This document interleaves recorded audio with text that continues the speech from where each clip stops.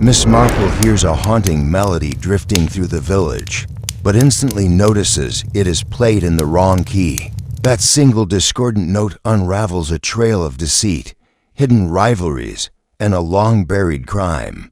With her sharp intuition, she must solve the puzzle before the music plays its final, deadly refrain. Chapter 1. A Note at Dusk. The village of Nether Durnford had a way of sounding more poetic than it truly was. There were no sweeping moors or Gothic manors, only neat hedgerows, a modest green, and cottages that leaned slightly with age. Most days passed without incident. The most scandalous recent event, until that Thursday evening, had been Mrs. Lenton's apricot jam mistakenly entered into the marmalade category at the county fair. But now, the piano at Hawthorne Cottage had struck a note that would ripple far beyond its garden walls. It was the third Thursday of the month, and as tradition dictated, the residents of Nether Durnford gathered for a recital and supper at the home of retired music teacher Mrs. Nora Langfield. Hawthorne Cottage, perched just beyond the bend of Church Lane, was a genteel little place, with ivy creeping over the gables and a conservatory that hummed with geraniums. Mrs. Langfield had been a concert pianist in her younger years at least. That was what she often suggested, though no one could confirm it, and her once-a-month recitals had become a kind of social glue. For the village, the guest list was always consistent. Major Levington, who fancied himself an amateur baritone, Mrs. Durant and her painfully shy daughter Millie, Vicar's wife Mrs. Calthorpe, who often nodded off during the second piece, and Mr. Jerome Ketteridge, the new rival at the Redford Lodge, who had bought the place from a taxidermist and brought with him a suspiciously modern sensibility. Miss Jane Marple had not intended to attend that evening. She had developed an unfortunate aversion to Mrs. Langfield's performances over the years, not for their lack of quality, but for the way she insisted on accompanying herself vocally, adding dramatic flourishes that grated on Jane's refined sensibilities. However, she had promised to return a borrowed gardening book and found herself gently coerced into staying for a small plate of pickled herring and bach. It was during the second piece of meandering arrangement of Avenue Maria that something odd occurred. Mrs. Langfield, who had begun the piece with her usual theatrical vibrato, suddenly faltered. Her hand slipped on the keys, striking an unmistakably sour note. Her face blanched, and for a moment she sat rigid, as though she'd seen a ghost in the conservatory glass dot. There was a murmur among the guests. Major Levington cleared his throat to break the silence. "Bit of a slip there, Nora, eh? Happens to the best of us." But Mrs. Langfield didn't respond. She rose slowly, her hands trembling. "Excuse me," she murmured. "I'm not quite myself." She disappeared into the back hallway, leaving the piano lid open and the tune unresolved. It was Mrs. Calthorpe who found her 20 minutes later. The guests had begun to mingle, sipping cordial and nibbling cold ham. But Mrs. Calthorpe, ever nosy in the most pious way, had noticed the light still on in the back pantry and gone to investigate. She screamed, not loudly, but with a startled, reverent gasp. "She's collapsed," she whispered. On the floor by the boot rack, the vicar, summoned hastily from the rectory, confirmed that Mrs. Langfield was quite dead. Dr. Graham from East Hollings was called, and by 9 o'clock the diagnosis was settled on heart failure. A tragic but not unexpected event, given Mrs. Langfield's age and recent complaints of dizziness. Still, something about the moment stayed with Miss Marple as she made her way back to her cottage. Under the deepening dusk, the piano's off-key note lingered in her memory. Not the sound of it, precisely, but the reaction it had stirred in Mrs. Langfield. Fear, pure and unrehearsed. Not embarrassment, not fatigue, but recognition. Miss Marple stood for a moment at her gate, the moonlight catching the frost on the hedges. "Fear," she murmured. "Yes, I've seen that look before. at the Milliners in 1912, when Mrs. Denby caught sight of her late husband's ring on another woman's hand. She shook herself from the thought. It was hardly time to start imagining murders where none had been declared, and yet the next morning brought its usual flurry of gossip. At the village shop, Mrs. Durant was already speculating. I always said she was too tightly wound. All that piano, and nothing but pickles for supper. It'll turn your heart to stone. She looked perfectly well last week, countered Mr. Farnsworth, who ran the post office. Sent a parcel to Gloucestershire, she did. Wrapped it up neat with blue twine. By mid-morning, there were whispers of something odd. Millie Durant had told a friend that she saw a man walking away from Hawthorne Cottage just before the recital began. A tall man in a dark coat, not from the village. The postmistress swore she had heard an argument earlier that afternoon, raised voices through the garden hedge, though she couldn't make out the words. And then, as if fate had decided to turn up the volume, a second revelation arrived. Jerome Ketteridge appeared at the vicarage, pale and visibly shaken.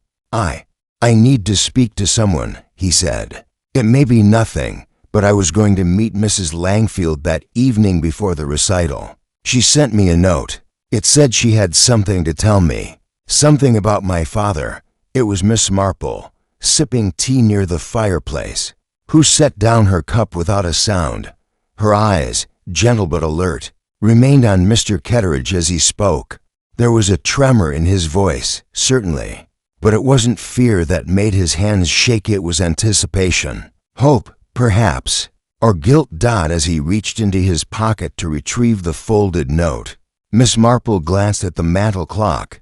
A strange thought occurred to her. The note had been written in a firm hand. The ink was dark and clean, but the phrasing, it was unlike Nora Langfield's usual style. Too direct, almost urgent. She didn't speak, not yet, but in her heart, a thread had already been tugged loose, and Miss Marple had every intention of following it. Chapter 2, Gossip and Ghost Notes. By Friday morning, the air in Nether Durnford was heavy with speculation, like smoke lingering long after a fire had gone cold. The curtains in nearly every cottage window were drawn just enough to allow discreet observation of passers-by. Death, after all, was no stranger to the village, but a death that occurred mid-Ave Maria at a musical soiree was something else entirely. At the Spindle and Spoon tea room, Mrs. Calthorpe was holding court over her morning scone. She had told her version of events for Times already before 10 o'clock, with embellishments that grew subtly with each retelling. She didn't cry out. She informed Mrs. Bletchley in a low, reverent tone. No, she was just lying there on the pantry tiles, like someone who'd stepped out of life without warning. There was a jar of beetroot chutney by her hand. Unopened. Double quotes Mrs. Bletchley, a thin, skeptical woman with a fondness for Tweed and conspiracies, leaned forward. "Do you believe she was frightened?" "I do. I most certainly do." There was a look on her face, yes, a look, not of pain, mind you, but as though she'd seen something she oughtn't have, something wicked. Across the room, Miss Marple stirred her tea slowly, her gaze unfixed but listening keenly. She sat alone at her corner table, a copy of the Times folded before her, unread. Her expression was one of placid indifference, the sort one might wear when debating the weather. But inside, she was arranging impressions like cards in a well-worn deck. Mrs. Langfield's death had unsettled something, not merely in the obvious ways, but in the subtle tremors it caused. Why, for instance, had she invited Mr. Ketteridge to a private meeting before the recital? And why had she faltered at the piano, not due to pain, but at the sound of a single, wrong note? Miss Marple had been listening to that piece in her head all morning. She knew it well. Ave Maria was a favorite of the late Mrs. Vicar, and she had once endured 3 renditions of it in a single harvest festival. Yet she could not quite recall whether it was the D-flat or the E that had jarred so badly. Either way, the effect had been instant and chilling. She rose, tucking her gloves into her handbag, and paid at the counter. "Such a lovely morning," she said softly to no one in particular. Perhaps too lovely for such gloomy talk. She left behind a small flurry of protest from Mrs. Calthorpe, who disliked having the narrative wrested from her grasp. Miss Marple's next stop was the greengrocer's. She had no need of carrots, but she wished to speak to young George Hill, who delivered to most of the cottages and heard more behind-the-door mutterings than anyone in the village. George was restocking apples when she approached. He stood tall, with unruly hair and the air of someone constantly surprised by adult conversation. "Morning, George," she said brightly. "I hope your bicycle's behaving itself again." He grinned. "Tire patch held up, miss. Thank you for that. Wouldn't have thought of candle wax myself. A little trick from a cousin of mine," she said with a wink. "Now tell me, did you happen to deliver to Hawthorne Cottage yesterday, before the recital?" George's face sobered. "I did, yes, around 3 o'clock. She didn't come to the door, though. Just left the basket and knocked. Nothing unusual. No visitors? No voices?" He scratched behind his ear. "Actually, now you mention it, I thought I heard something. Like a man's voice, deep-like, but not shouting. Just talkin', maybe arguing, sort of under their breath. Did you recognize it?" He shook his head. "Didn't think much of it. Thought maybe she had the wireless on." Miss Marple nodded slowly. "Thank you, George. That's most helpful." She purchased 2 apples and a head of lettuce she didn't need, then made her way up the path toward the churchyard. From the hill there, one could look down over much of the village, including the sloping roof of Hawthorne Cottage. She stood quietly, observing. The garden gate still hung slightly ajar. The blinds were drawn. Somewhere behind those windows, Mrs. Langfield's belongings sat in mute testimony. Letters, books, sheet music, the details of a life, paused. Miss Marple's eyes narrowed slightly. Mrs. Langfield had been fastidious, almost obsessively so. Her music sheets had been filed alphabetically by composer and again by theme. Her pantry had rows of preserves in even heights. The idea that she had misplaced a note in Ave Maria seemed less likely the more one thought about it. Later that afternoon, a knock at Miss Marple's door brought her face to face with Mr. Jerome Ketteridge. "I was hoping to speak with you," he said. "May I?" "Of course," she said, stepping aside. She led him to the sitting room, where a low fire warmed the corners and a tea tray had already been set out. As though she had anticipated the visit, he did not sit at first, pacing a little, fidgeting with the hem of his cuff. "She said she had something to tell me," he began. "Something about my father." "Yes," Miss Marple said gently. "You mentioned as much at the vicarage. I was adopted, you see. It's not widely known. And Mrs. Langfield had apparently known my father, or so she said. She didn't elaborate. Just said I should come 5:30, before the others arrived. But when you came," Miss Marple prompted. She was already preparing for the recital. "I was late," he said with a grimace. "I arrived just before the music started. I never got the chance to speak with her. She seemed distracted. Did you bring the note?" He produced it, folded neatly. Miss Marple read it again, more slowly this time. "Jerome, I must speak to you before the others arrive. There's something about your father that may be best known before it is discovered by someone else. Please do not delay." And Miss Marple tapped the edge of the paper thoughtfully. "Do you think she was afraid?" Ketteridge asked suddenly. "Yes," said Miss Marple. "I do." He blinked at her. "Afraid of what?" Miss Marple smiled faintly.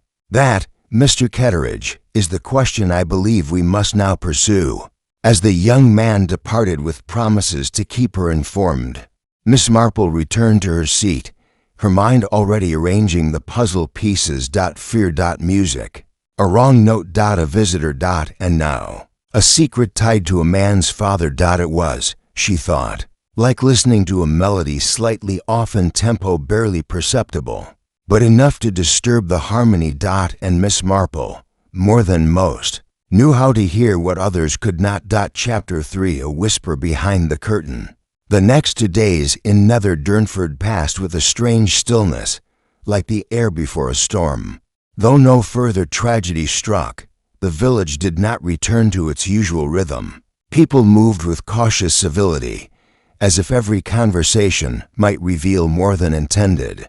The death of Mrs. Nora Langfield had left a space not easily filled, not merely in music circles, but in something deeper, older, more difficult to name. Miss Marple, as was her custom, did not push. She observed. She listened.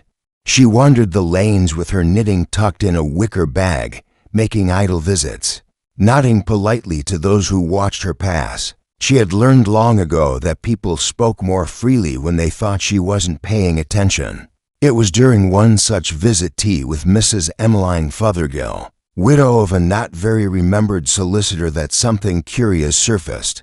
"You'll have to forgive the scones, Jane," Emmeline said apologetically. "I tried a new recipe. Less sugar, more nutmeg. One must experiment occasionally."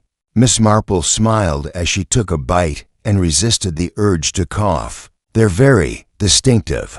They sat in Emmeline's sunroom, overlooking the overgrown remains of what had once been a rose garden. Miss Marple knew Emmeline to be a woman with no children to cats, and a rather significant capacity for remembering odd bits of information, especially those involving neighbors.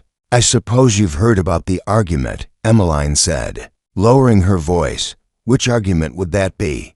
Miss Marple asked innocently. "Oh, well, perhaps argument is too strong a word," Emmeline amended quickly. "But I did hear from young Susan at the bakery, who hears everything. You know that Mr. Lionel Dean was seen entering Hawthorne Cottage 2 nights before the recital. Quite late, 11:15. Miss Marple looked over the rim of her teacup. "Lionel Dean? The piano tuner?" "Yes, though I don't believe he was there for professional reasons. Nora was very particular. She had the Steinway tuned every 6 months like clockwork, and the last visit was in March." Miss Marple turned this over in her mind. Lionel Dean was a quiet man and married, solitary, with a stammer that made conversation awkward, but not unpleasant. He lived with his sister in a cottage near the edge of the cricket pitch. Most villagers liked him in the way one likes a background character present, but unimportant. "And he left," she prompted. Susan said he looked upset, pale, flushed even, though it could have just been the cold. Miss Marple finished her tea and smiled gently. "Thank you, Emmeline." The scones were quite informative. On her way home, she made a detour by the edge of Dean's cottage. The front gate was slightly open, and a few climbing vines curled around the posts in late bloom. She did not knock, not yet, but she made note of the dust on the windowsill, fingerprints in the mist, as though someone had been peering out anxiously back at her own cottage. Miss Marple settled into her chair and retrieved a small notepad from the bureau drawer. She rarely wrote down names, but rather fragments, impressions, clues that fluttered about like moths until pinned. She wrote, "Langfield plus Ketteridge equals secret about father, wrong note gives visible for Lionel Dean. Late visit note phrased unlike Langfield's tone a piano equals cat list." Then she paused, underlining the last item. The piano. Perhaps, in a very real sense, the instrument itself was central to the mystery. By Sunday afternoon, Miss Marple had arranged to see Reverend Calthorpe. Officially, it was to discuss a floral arrangement for the upcoming harvest service. But in Nether Durnford, visits always served more than one purpose. She found him in the study of the rectory, surrounded by books, his spectacles perched atop his head as though he'd forgotten they existed. "Miss Marple," he said, rising warmly, "always a pleasure. What brings you?" "Oh, a dozen small things," she said, settling into a stiff-backed chair. "I was particularly hoping you might indulge a curiosity of mine regarding Mrs. Langfield." "Ah," he said, his expression falling. "A terrible loss. A fine woman. Bit eccentric, perhaps, but who among us isn't?" "Indeed," Miss Marple replied. "I was wondering, Reverend, did she ever confide in you? In any unusual way?" He looked puzzled. "She confessed from time to time, if that's what you mean. Nothing untoward. Though she did seem troubled of late. Spiritually." He paused, "I'd say emotionally. There was an air of, how shall I put it, anticipation, as though something were looming. She once said to me, quite suddenly, 'It's a dreadful thing to carry another's guilt and not know whether you're protecting or enabling.' I assumed she meant a family matter." "Did she mention names?" "No, but she had me pray for someone. A young man," she said, "in need of direction. That was 3 weeks ago. A young man." Miss Marple's thoughts flicked between Jerome Ketteridge and Lionel Dean. When she rose to leave, she placed a light hand on the arm of the vicar's chair. "Did she ever mention being afraid of anything?" He looked at her thoughtfully. "She said she feared one day hearing a certain sound, that it would mean the past had returned." "I assumed it was a metaphor, no doubt," said Miss Marple. She left the rectory slowly, her mind ticking. A sound, a specific sound that could unlock the past. The wrong note at the recital. Could it have been more than a musical slip? Could it have been the sound? On Monday morning, Miss Marple made her way to Lionel Dean's home. His sister, Margaret, answered the door. A solid woman in sensible shoes, she offered a reluctant smile. "Miss Marple, what a surprise. I'm afraid I was hoping to speak with your brother, if he's available." Margaret's expression shifted. "He's not well. Very unsettled. Been in his room all morning. We're all a bit shaken, aren't we?" "I'm sure," Miss Marple said softly. "Would you tell him I came by? Just for a small word. I'm not accusing, you understand. I'm just listening. That evening, a note arrived, slipped under her door. It was brief. Miss Marple. I did go to see her 2 nights before she died. I didn't mean to argue, but I did say too much. I think someone else was listening. I can't explain, but she knew a tune one she should not have known. That's what frightened her. That's what I fear too." LD Miss Marple read it twice, then folded it carefully. The tune. The wrong key. The sound that summoned the past. She leaned back, her eyes fixed on the quiet fire. This was no longer a matter of whispers and accidents. Something had been deliberately played, and someone, she thought grimly, had been listening for it. Chapter 4. A score left unfinished. By Tuesday morning, a fine mist clung to the hedgerows like the veil of a secret not yet spoken aloud. Nether Durnford had always worn its mysteries softly, like moss on stone, but now there was tension in the air. Like the pause before a dissonant chord, Miss Marple sat in her parlor, her knitting untouched on her lap. The note from Lionel Dean lay folded beside the Morning Post, its ink faintly smudged from where her thumb had lingered too long. She knew a tune, she murmured, echoing his words. One she shouldn't have known. There were many ways to hear a secret. Some were spoken, others whispered. But music could carry memory, could summon it. She retrieved a slim volume from her bookshelf, collected hymns and spirituals, a relic from her brief time in the village choir. She flipped through pages worn with time, humming softly under her breath, trying to find something, anything that felt out of place. A forgotten phrase, an unusual progression. Nothing stood out. Nothing until she reached the final pages, where loose sheets had been tucked years ago. Among them was a slip of parchment, crisp and pale, with a sequence of notes written in pencil. They seemed ordinary enough.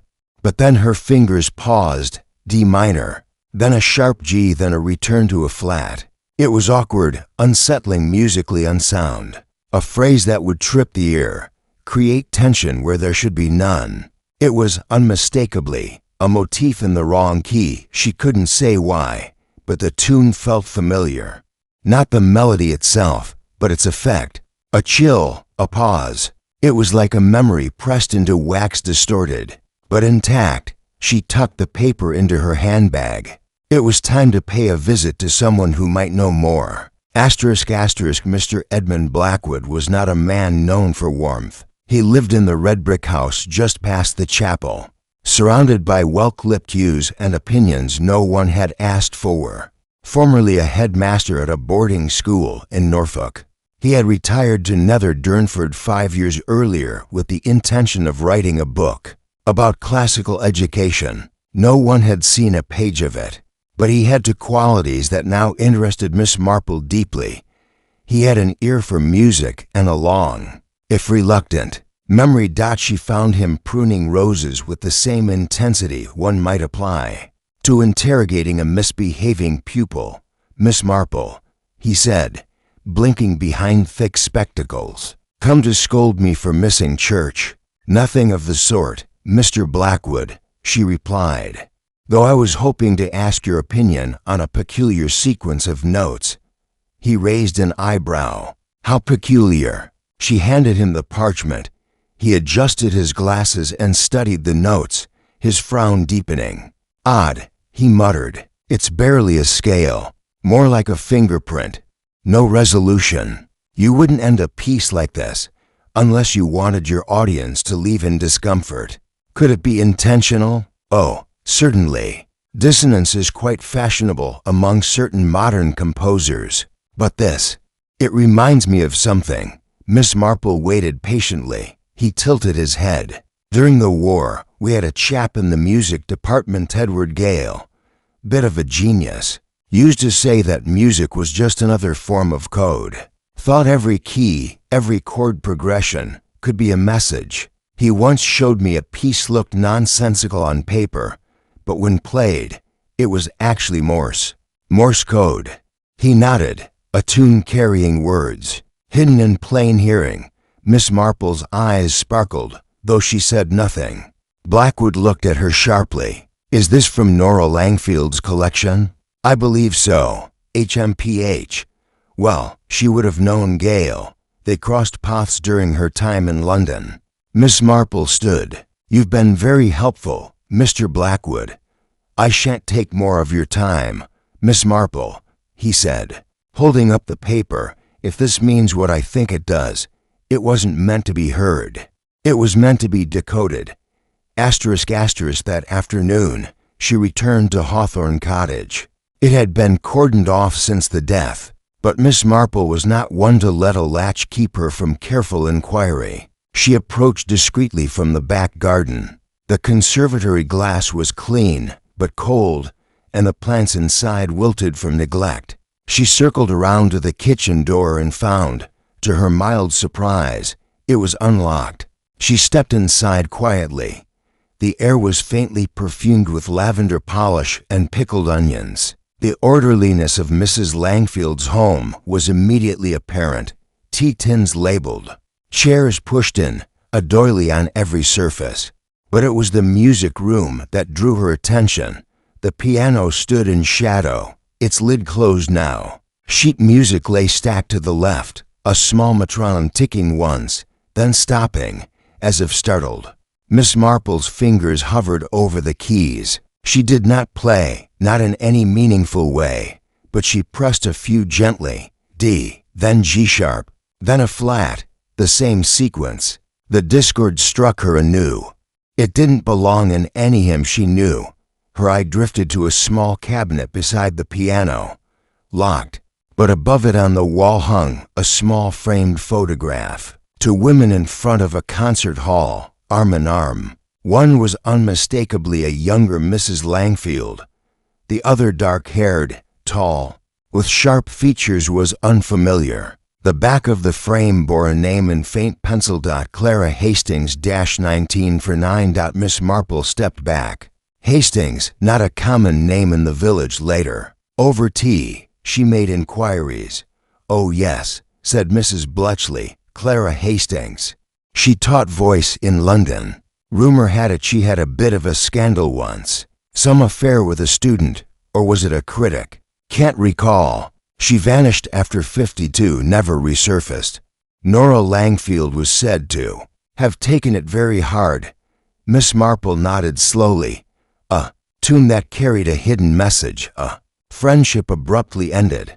A recital interrupted by a wrong note and a death. Miss Marple was beginning to believe that the murder, if murder it was, had been orchestrated like a composition, each act layered beneath the last, and someone, she suspected, had been waiting for that tune to be played again. The next morning brought another development. Sergeant Merivale, a steady sort of man with a fondness for pencils and pocketbooks, arrived at Miss Marple's door.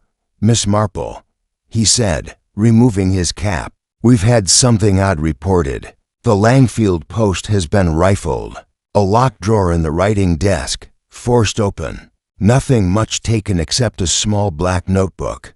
The housekeeper, Mrs. Penham, noticed it missing. I assume it was not an ordinary notebook. Couldn't say. But Mrs. Penham swears Miss Langfield kept it close. Private things, addresses, notes. And who, may I ask, had access? No signs of forced entry. No fingerprints either. But someone knew what they were after." Miss Marple sighed. The score was not merely musical. It was personal. Someone feared what the wrong note might reveal. She walked slowly to the window and gazed out at the garden. The birds moved in silence this morning. Even the wind held its breath. The wrong note had been struck, and the killer, she was certain now, was still listening. Chapter 5. The Black Notebook. The news of the missing notebook swept through Nether Durnford with the same velocity as an autumn storm, though Sergeant Merivale kept the information quiet in official terms. The village had its own methods of distribution, and by mid-morning, at least 6 versions of the story had been spun at the post office. Some said it was a will. Others insisted it contained love letters, possibly to someone already married. Mrs. Calthorpe whispered darkly of a coded confession, but none guessed the truth, for none knew, as Miss Marple suspected, that the notebook held the final measure. In a composition written decades ago, she sat in her parlor, embroidery untouched, a cup of Earl Grey cooling at her elbow. She stared at the empty fireplace, not out of distraction, but focus. Her mind was tracing the outline of a melody without words, a trail of notes that had drawn Nora Langfield to her death, the photograph, the dissonant tune, Clara Hastings, a quarrel behind locked doors, and now the quiet theft of a private journal. Miss Marple closed her eyes. What, she wondered, had Miss Langfield heard in that moment sitting at her piano, fingers reaching for familiar patterns only to find them rearranged? A memory reshaped, a warning. She needed answers, and for that, she needed to find Clara Hastings. The London phone directory had long since been replaced by more modern systems, but Miss Marple kept a small address book that reached back into forgotten decades. And inside, written in her precise, looping hand, was the name of Mr. Geoffrey Drake, formerly of the Royal Academy of Music, now living in Bath, and once a colleague of both Nora Langfield and Clara Hastings. She dialed his number from the village telephone box, glancing around with the furtiveness of a schoolgirl hiding a secret. "Geoffrey," she said when his voice crackled through the line. "It's Jane Marple. I do hope I'm not disturbing you, Jane." He replied, startled but pleased. "Good heavens, I haven't heard your voice in years. Are you well?" "Well enough," she said, "though I find myself in need of your recollections, oh dear." "What about?" "Clara Hastings." There was a pause, a long one. "Now that's a name," he said finally. "Haven't heard it spoken in some time." "I thought not. But something's happened here in Nether Durnford. Nora Langfield is dead." "What?" His voice sharpened. "But she was in good health. On the surface, yes. But there are signs that her death may not have been natural, My God. I believe Clara Hastings may be at the root of it. Another silence.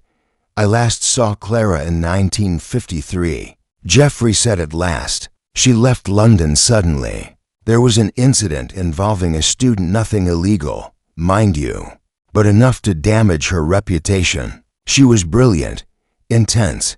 She and Nora had a falling out, and Clara vanished.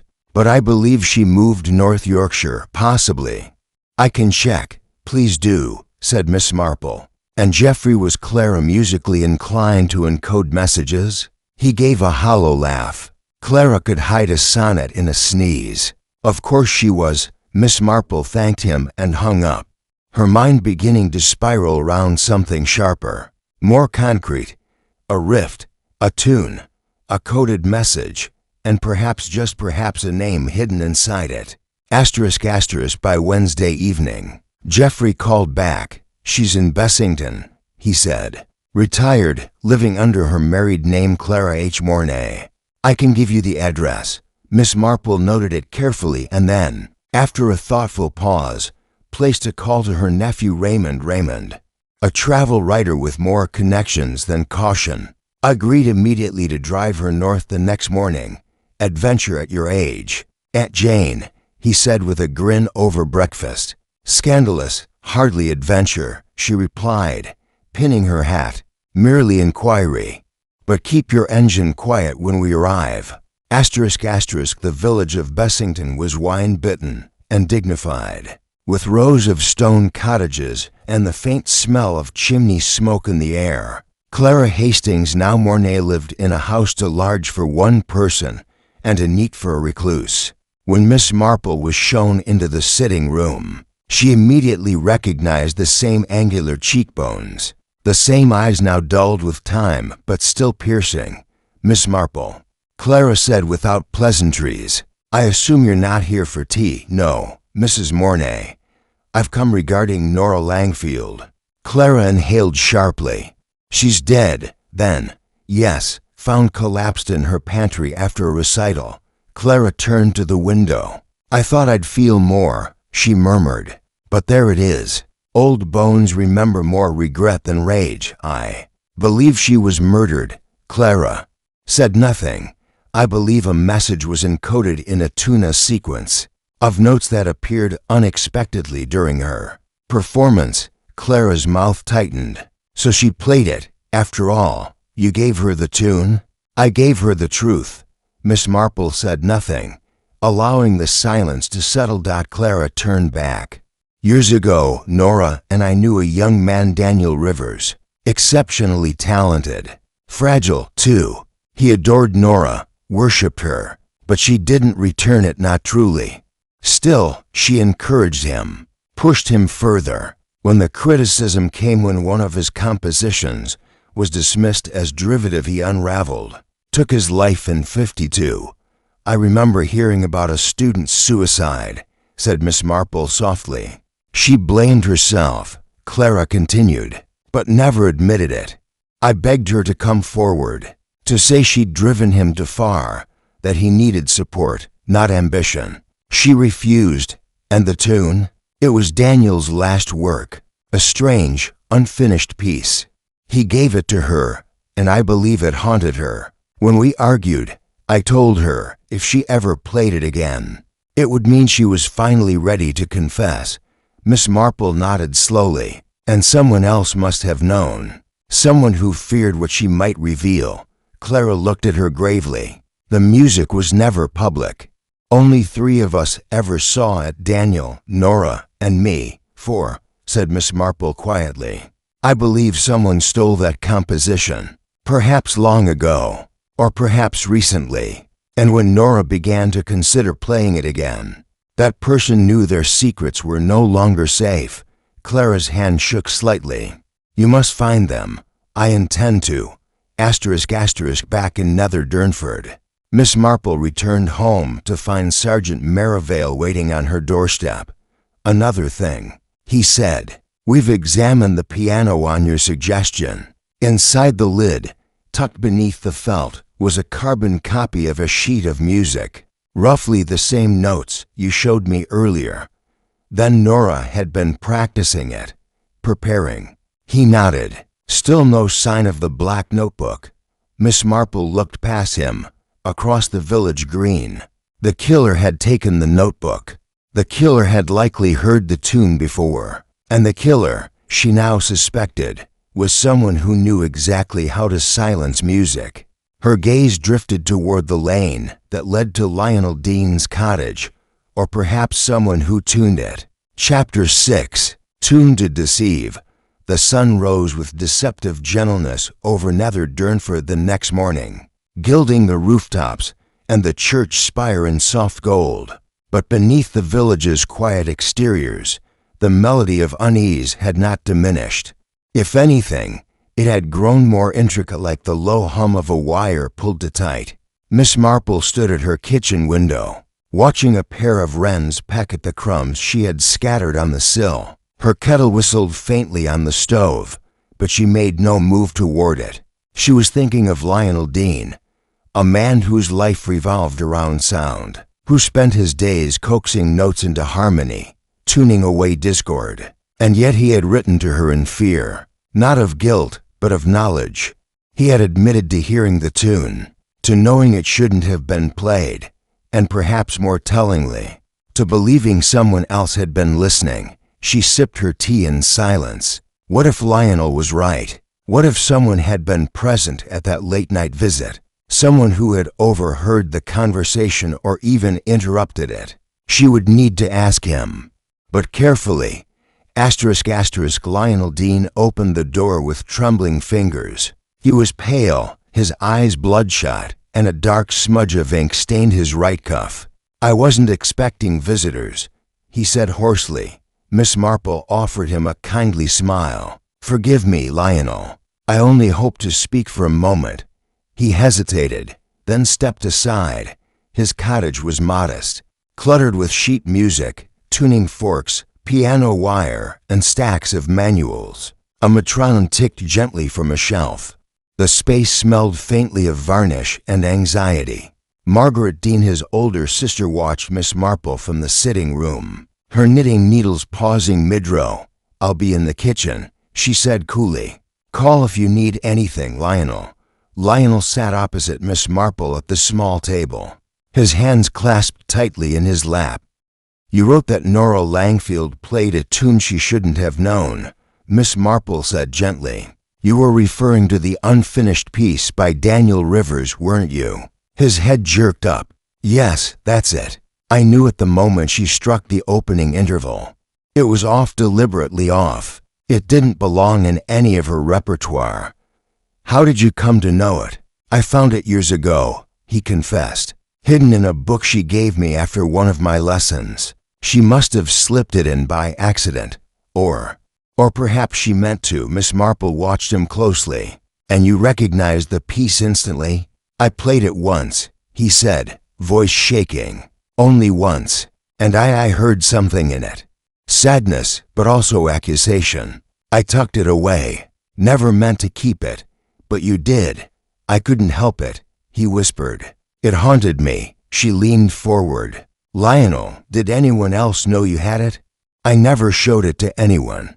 Never mentioned it. But 2 weeks ago, someone knocked on my door, late at night. I didn't answer. But the next morning, the lock on my workshop had been broken. What was missing?" He hesitated. "Just the original sheet. I had hidden it in a hollow tuning box. Whoever it was knew exactly where to look." Miss Marple exhaled slowly. The music had been stolen, and Nora's death had followed. "Lionel, did Nora know you had the tune?" "I told her. That night I visited. I confronted her, asked why she had it, why she never spoke of Daniel. She was shaken, but then she looked afraid. She said someone else had been asking questions. Someone unexpected. Who? She wouldn't say. Only that it was someone from the village." Miss Marple stood slowly. "One last question, Lionel. Did she ever mention a black notebook?" He blinked. "Her ledger. She had one. She kept old addresses and notations in it, things like pupil progress. I'd seen her write in it after nearly every recital." Miss Marple thanked him and made her way out, leaving Lionel staring at the table, shoulders slumped like a man whose truth had come too late to save anyone.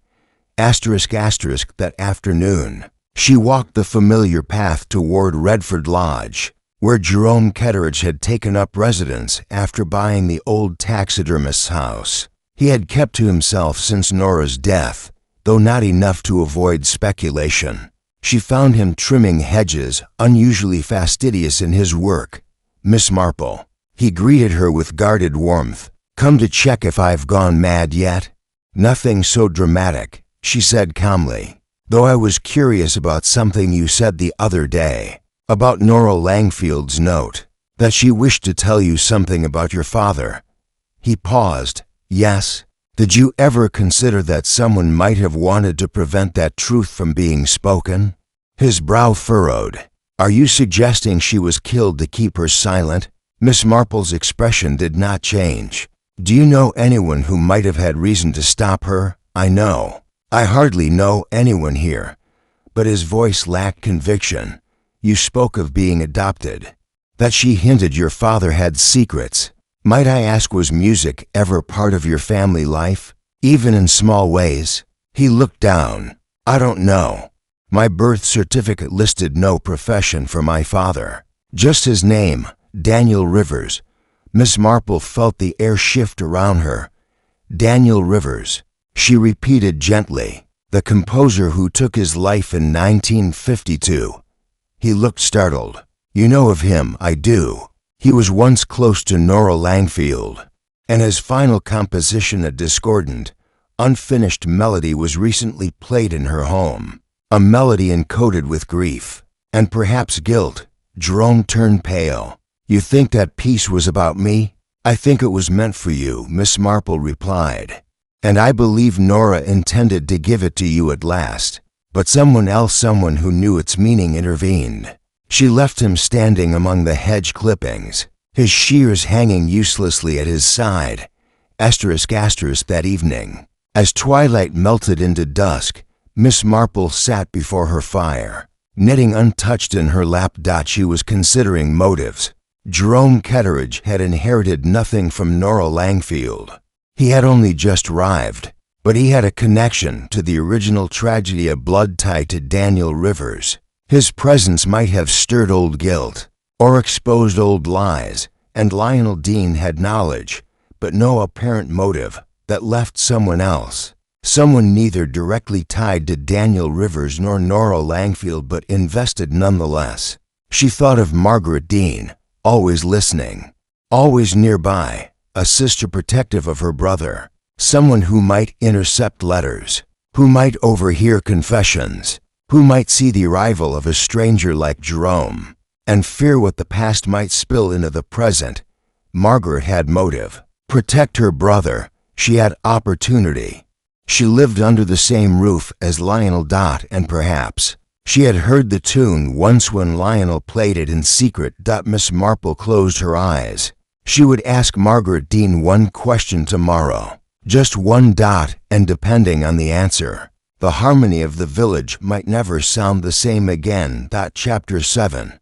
A Sister's Chord. The next morning broke sharp and bright, the kind of cold, clear day that seemed to insist everything be seen plainly.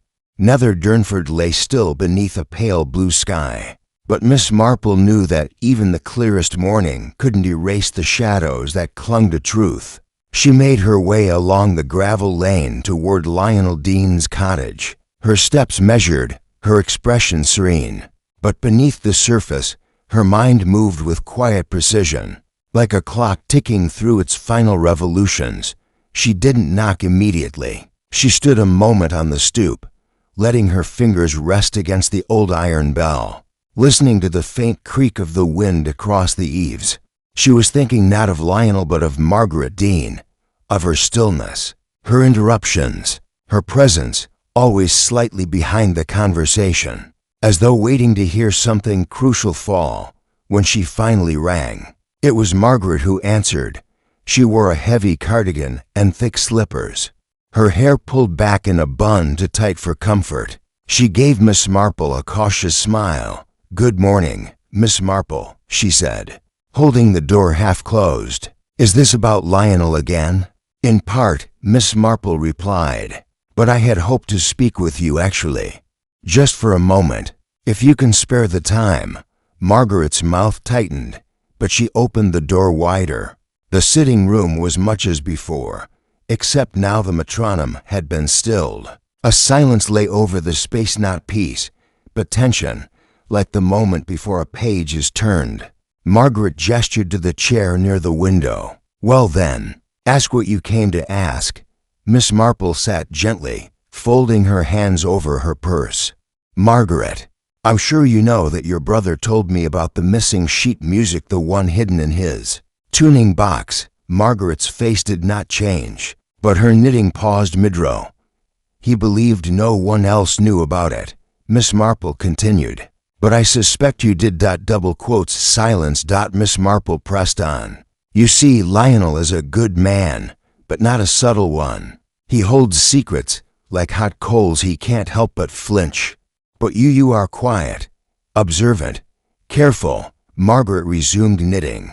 "My brother has suffered more than you know." "Yes," said Miss Marple gently, "and I think you've protected him all your life." Still no reply. But Margaret, when he told Nora Langfield about the sheet music, she was frightened, not of Lionel, but of the implication. She knew what it meant. She knew the piece had been copied, and I believe she finally intended to reveal something about Daniel Rivers, something Jerome Ketteridge had the right to know. Margaret's fingers worked faster. "You think Lionel killed her?" "No," Miss Marple said softly. "I think you did." The click of the knitting needle stopped. Margaret looked up slowly. Her voice, when it came, was not angry. It was tired. He was fragile when he found that music. It unsettled him, changed him. He'd always admired Nora Langfield, trusted her. But when he learned the tune was tied to a suicide, he couldn't sleep. He played it obsessively. It was poisoning him. "So you confronted Nora," Miss Marple said. "I begged her to take it back." Margaret whispered, "To destroy it." But she said it had to be heard, that the past must speak, no matter how painful. She intended to tell Jerome the truth. She said Daniel Rivers was his father, that she knew it, that the music was part of a message. And then she said something else. She said if she played the tune, people would begin to talk, that someone might guess Lionel had kept it. Margaret looked up, her eyes red. She said Lionel was part of the lie, but he wasn't. He was only a child when Daniel died. And so, Miss Marple said quietly, "You made sure the tune would never be heard again." Margaret's hands fell into her lap. "I didn't mean to kill her," she whispered. "I went there that night after Lionel came home so shaken. I thought I could reason with her, but she laughed. She said some truths are more dangerous when left unsaid."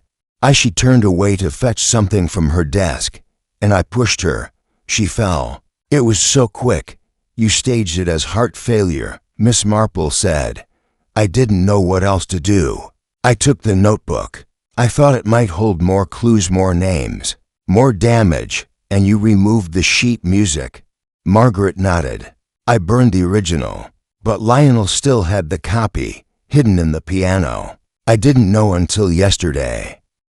"Margaret," Miss Marple said gently, "you can't protect him from the past, only from what he might do in the future. And now, someone else must be protected from injustice." The door creaked softly as Lionel entered. He looked between them, confusion in his eyes. "Margaret, what's—" "She knows," Margaret said, turning to him with a small, sad smile. "She knows everything." Lionel stared at his sister, the enormity of what had passed between them dawning with painful clarity. "I only ever wanted to keep you safe," she said. Miss Marple rose. "You should speak to Sergeant Merivale. I'll send him to you." Margaret said nothing. She simply resumed her knitting, the needles now moving slowly, rhythmically, as if finishing something long begun. Later that evening, Sergeant Merivale arrived at Miss Marple's door. "Well," he said, taking off his cap, "you were right again."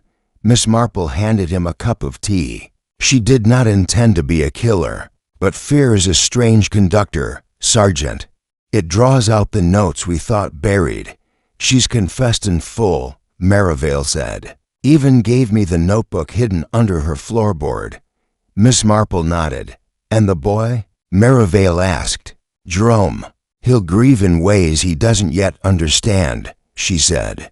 "But he will survive." Nora Langfield left behind guilt, but also a key. A truth that belonged to him, no matter how late it arrived. Merivale stood. "You always see what the rest of us miss." Miss Marple smiled faintly. "It's not what's said that matters, Sergeant. It's what's not said. The pauses, the wrong keys, the silence between the notes." As he left, she returned to her window. The village was quiet again, but not unchanged. And as Miss Marple lit her lamp, she thought of Daniel Rivers, of a tune once hidden, a truth once buried. And how even the gentlest hands could tremble when forced to play the pass. Chapter 8. A Melody for the Living. The days following Margaret. Dean's quiet confession passed like notes held on a fading chord, reverberating softly, then settling into the ordinary hush of village life. Nether Durnford, so accustomed to rhythms of routine, did not speak openly of the death at Hawthorne Cottage. There was no scandalous inquest, no headlines, just a faint tightening of lips when Mrs. Calthorpe mentioned the recital, and a discreet absence of Mrs. Dean from morning service. Miss Marple, ever composed, returned to her gardening and afternoon walks, though her thoughts still wandered to the echo of that discordant tune. It had been a mystery of music. Yes, but more so a mystery of grief, a grief delayed, redirected, and finally resolved. Nora Langfield's death had not been planned, but it had been precipitated by truth long suppressed. Miss Marple believed firmly that such truths, when kept too long, turned to poison. And sometimes, they sang, on the third day. Jerome Ketteridge called. She found him standing at her garden gate, head in hand, his face more drawn than before but also more open. "I hope I'm not intruding," he said. "Not at all," Miss Marple replied. "Come and sit. I've just boiled the kettle." He followed her to the kitchen, where the scent of mint and lemon lingered. They sat opposite each other, the china cups between them delicate and silent. "I've spoken to the police," Jerome began, his voice carefully even. "They confirmed what you told me. About Margaret. About the tune. About my father." Miss Marple nodded. "I thought it best you heard it from someone calm." "I'm not angry," he said, staring into his tea. "Not exactly. Just disoriented. Imagine walking into a room you thought was empty and finding a whole life waiting there." She offered no immediate reply, only the soft clink of her spoon. "I never knew him," Jerome went on. "Daniel Rivers. I mean, I'd read about him a name in an old anthology. But knowing he was my father, it changes things. I'm not sure how, but it does." "Of course it does," Miss Marple said gently. "But the man you are now is still the same. This simply adds a note to your score." He smiled faintly at that. "The music metaphor, it fits, doesn't it?" "Too well," she said. "And that is precisely the danger. One must be careful not to let melody become myth." Jerome studied her for a moment. "Do you believe Nora meant to tell me all along?" "I do," she replied. "I believe she carried the truth for years, perhaps too long. But when you arrived, when she saw the resemblance, heard your voice, maybe even your phrasing, it moved something in her. She wanted to give you back your name." He swallowed hard. "And instead, she lost hers." Miss Marple's eyes softened. "She made a mistake, but in trying to repair it, she also found courage. That should not be forgotten." They sat in companionable silence for a moment. Then Jerome said, "There's something I'd like to do. I'm not a composer, but I can write. I've always written short essays, small reflections.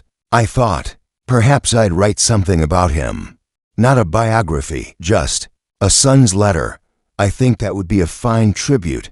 And perhaps, he added, I could donate the manuscript to the county archives, along with Daniel's final piece. The recovered copy, I mean. It's not a masterpiece, but it says something. Miss Marple nodded. It says everything. Asterisk asterisk. That same afternoon, Miss Marple took a slow walk through the village. The air had turned warmer, and spring's green fingers were beginning to uncurl from the earth. She paused near the church, where violets grew wild under the yew trees. A woman in a yellow raincoat passed her with a nod. Two boys raced by on bicycles, laughter trailing like streamers dotted Hawthorne Cottage. The blinds had been drawn open again. A distant cousin of Nora's had arrived from Cheltenham to handle the estate.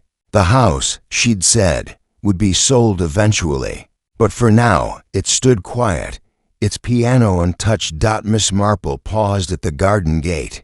It was slightly ajar, as if waiting. She stepped through. Inside, little had changed. Dust had begun to settle where once there had been polish, but the structure of Nora's life remained. Shelves of music, a brass lamp by the reading chair, a needlepoint pillow shaped like a treble clef. She approached the piano and gently lifted the lid. The keys were clean, the bench undisturbed, and yet she could almost hear the ghost of that wrong note still vibrating in the room. She sat down, rested her fingers lightly on the ivories. She played 3 notes, D, G sharp, a dash flat, then silence, a minor progression never meant to resolve. A question left unanswered. Miss Marple closed the lid. Behind her, a draft stirred a corner of a curtain. Outside, a single bird called clear, lilting, alone, asterisk asterisk. Back home. Miss Marple composed a letter to Clara Hastings now Mornay. She wrote with care, her fountain pen flowing steadily across the page. Dear Clara, I thought you should know that Margaret Dean has confessed. The truth you feared would stay buried has, at last, surfaced. Jerome Ketteridge is your friend Daniel's son. He knows now, and he is not bitter, only changed. The tune was played, not perfectly, not publicly, but it was heard, and through it, a small wrong has been righted. I hope this brings you a measure of peace. Yours, Jane Marple. Folded the letter neatly, sealing it with a green stamp. Outside, the wind had shifted. A softer breeze had arrived, the kind that carried the scent of soil and new beginnings. Miss Marple made a mental note to plant hyacinths. The season, after all, had turned, and somewhere between the fading strains of a haunted melody and the silence that followed, a kind of harmony had been restored. Chapter 9, the final bar line. Nether Durnford had begun to hum again, not with whispers or scandal, but with the low, familiar rhythm of ordinary life. Church bells on Sunday, the clatter of market stalls. Mrs. Lenton once again debating jam lids with a zeal better suited to foreign diplomacy. It was as though the village had collectively exhaled, but Miss Marple, while sipping her tea by the parlor window, understood that true quiet rarely followed such revelations. Rather, it settled in slowly like a melody reaching its final bar line. The tension resolved, yet something ineffable left lingering in the silence. She thought often of Margaret Dean, now in custody at the nearby holding house in East Hollings. There would be no trial, of that she was fairly certain. Nora's death had not been premeditated, and Margaret's confession was complete, remorseful, and heartbreakingly calm. She had spent decades composing her life around her brother's fragility. In the end, it had been her undoing. Miss Marple had once read that love and fear were often mistaken for one another. Margaret Dean had proved the point with painful precision, but what remained now were the living. On Wednesday morning, Miss Marple received a small parcel.